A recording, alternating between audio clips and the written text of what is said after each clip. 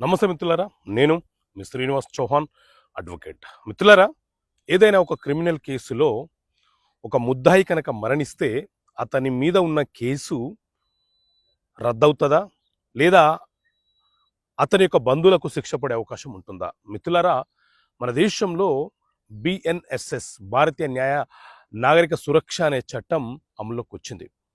ఈ చట్టంలోని సెక్షన్ 435 ఏం చెప్తుంది అని అంటే, ఎవరైనా ఒక ముద్దాయి ఏదైనా ఒక క్రిమినల్ చర్యలో పాల్గొని అతని మీద ఎఫ్ఐఆర్ నమోదయ్యి కేసు విచారణ ఉన్న సందర్భంలో అతను కనుక మరణిస్తే ఆ కేసు, అతని పేరు మీద ఉన్న కేసు రద్దవుతుంది. దాన్ని అక్విటల్ అని పిలువరు, అబెటెడ్ అని పిలుస్తారు. అతని యొక్క డెత్ సర్టిఫికేట్ని పోలీస్ అధికారులు న్యాయస్థానంలో సమర్పిస్తే అతని మీద ఉన్న కేసు రద్దవడం అనేది జరుగుతుంది. అయితే ఒక కేసులో 4 ముద్దాయిలు ఉన్నారనుకోండి.